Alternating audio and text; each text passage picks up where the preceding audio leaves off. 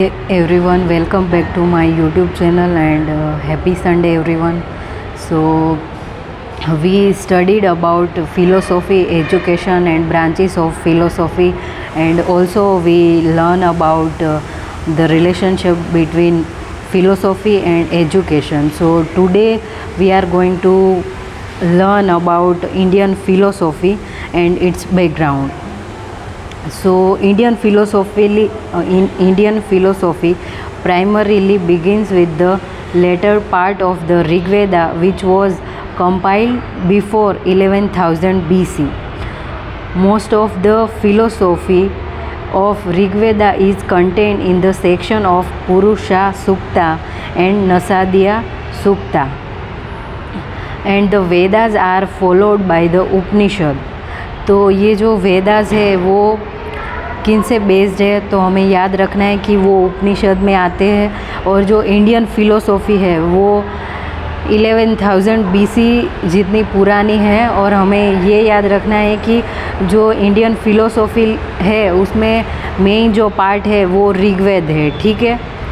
और इतना याद रखना है। और उसमें पुरुषा सूक्त आएगा और नसादिया सूक्त है वो आएगा, ठीक है। The philosophical edifice of Indian religion, the Hinduism, the Jainism and Buddhism is built on the foundation laid by the Upanishad. तो ये जो बुद्धिज़्म है, जैनिज़्म है, हिंदुइज़्म है, वो सारे जो धर्म है वो उपनिषद के बेस्ड ही है। और आगे हमें ये याद रखना है कि the Upanishad thought were followed by the Buddhist and the Jain फिलोसॉफीज़।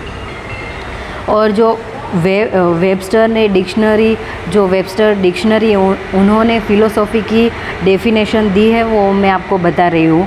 The rational investigation of the questions about existence, knowledge and ethics is called philosophy. तो जो फ़िलोसॉफ़ी है उसमें हमें किसका इन्वेस्टिगेशन करना है? एग्जिस्टेंस यानी ये अस्तित्व, फिर नॉलेज यानी ज्ञान, और एथिक्स जो हम बिलीफ जो हमारे होते हैं कुछ भी कि ऐसे हम सोचते हैं, हम ऐसा मानते हैं, उसको हम बिलीफ बोलते हैं, ठीक है। तो उसकी स्टडी फ़िलोसॉफ़ी करता है, ठीक है। The main schools of Indian philosophy were formalise chiefly between 1000 BC to the early centuries AD।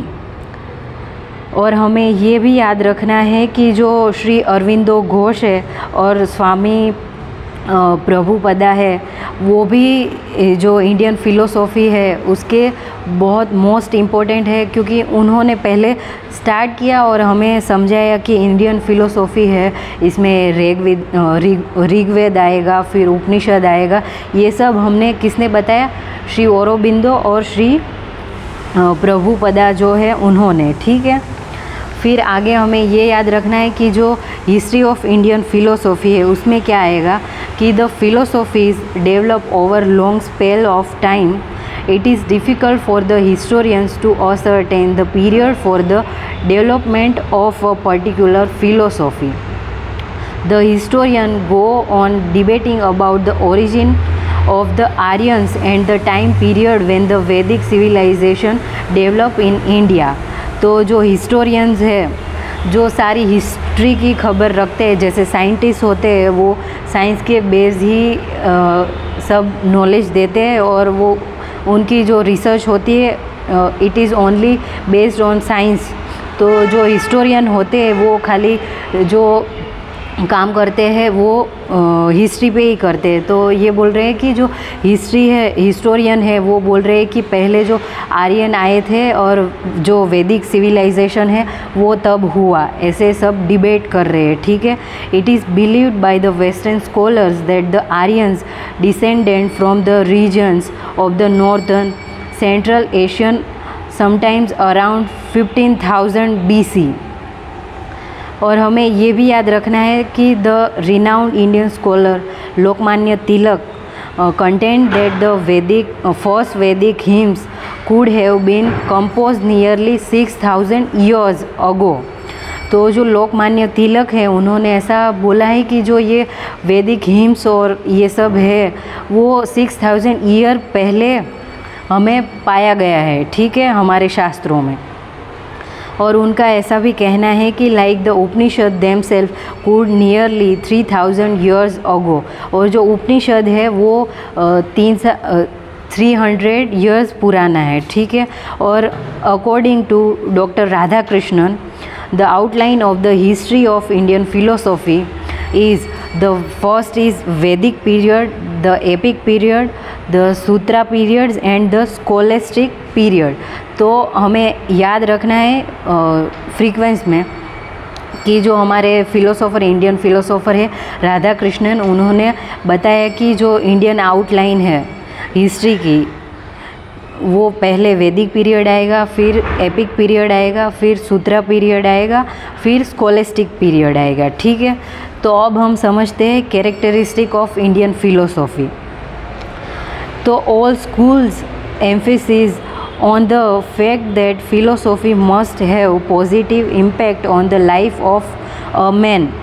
तो ये जो सारी स्कूल्स है फ़िलोसॉफ़ी की, जैसे सांख्यवाद है, योग फ़िलोसॉफ़ी है, बुद्धिज़्म है, दयानंद है, फिर इस्लामिक धर्म है, वो सब जो फ़िलोसॉफ़ी है वो हमारे पे कैसे इम्पैक्ट करेगी, तो वो उसका इम्पैक्ट है वो पॉजिटिव साइड होना चाहिए। ऐसा नहीं कि कुछ भी हमें नेगेटिव समझा रहे हैं, ऐसा नहीं, उसका पॉजिटिव इम्पैक्ट हम पे पड़ना चाहिए। किसका? फिलोसॉफी का, ठीक है। All the systems believe that philosophy leads man from darkness and ignorance to light and acknowledge. तो ये जो सारी सिस्टम्स है वो फिलोसॉफी की, वो हमें कहाँ ले जाएगी? डार्कनेस और इग्नोरेंस से हमें लाइट और नॉलेज की तरफ, मतलब हमें आगे ले जाएगी, नहीं कि पीछे। जो हम डार्कनेस मतलब कि हम थोड़ा नेगेटिव और कुछ भी जो ऐसे नेगेटिव बोलते हैं उसको डार्कनेस बोलते हैं। फिर लाइट एंड नॉलेज तो वो होता है पॉजिटिव साइड। तो ये जो फिलोसॉफी है और ये जो सिस्टम है वो हमें ये सब देगी, ठीक है। There must be general agreement among the system that the truth and reality should be verifiable. They should be sustainable by the reasoning and the experience। तो ये इसमें ऐसा बोला गया है कि जो ये सिस्टम है वो ट्रूथ एंड रियलिटी है वो दोनों वेरीफाई करेगी, और इसका जो इफ़ेक्ट है वो किस पे पड़ेगा कि जो हमारी जो रीजनिंग यानी हम जो तर्क करते हैं वो, और हमारा जो एक्सपीरियंस यानी जो हमारा अनुभव है उस पर इसका इफ़ेक्ट पड़ना चाहिए, ठीक है। और आगे है, it is accepted by the all schools that man's suffering result from his ignorance.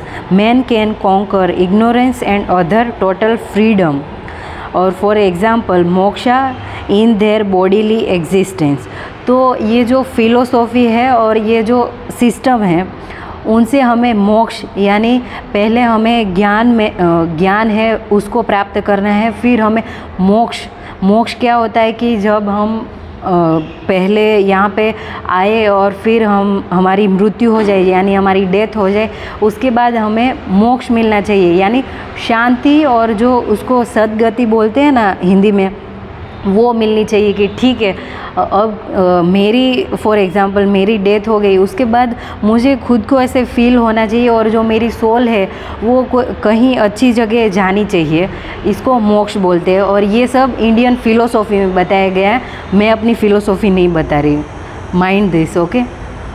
और लास्ट है, this is a general agreement on man's essential spirituality और स्पिरिचुअल यूनिटी। और ये जो सारी फ़िलोसॉफ़ी है उसमें स्पिरिचुअल यूनिटी की बात की जाती है कि जो हमारी स्पिरिचुअलिटी है उसको भी अच्छे से हम उसको फोकस करें और उस पर हम स्टडी करें, क्योंकि अभी के टाइम पे क्या हो गया है कि we all adore western philosophy and we all say that their philosophy and they are great, but it is not the thing. And in India that time the people were very brave and they were very smart।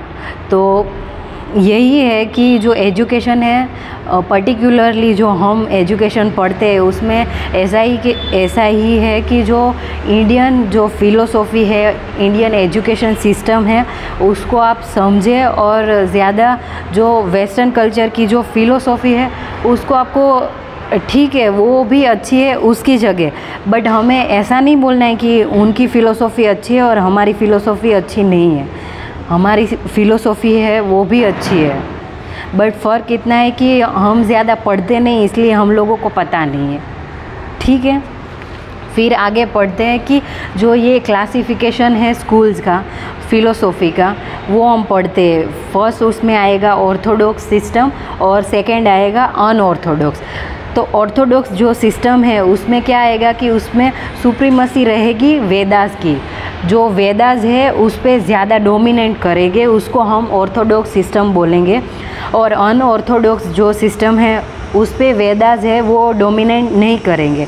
ठीक है, मतलब dominant का मतलब ये है कि जो वेदास है उसका वो फ़िलोसॉफ़ी पे ज़्यादा इफ़ेक्ट है, मैं ऐसा बोलना चाह रही हूँ। ठीक है, तो फर्स्ट जो ऑर्थोडॉक्स सिस्टम है उसमें आएगा वैशेषिका, न्याय, सांख्य, योगा, पूर्व मीमांसा एंड उत्तर मीमांसा।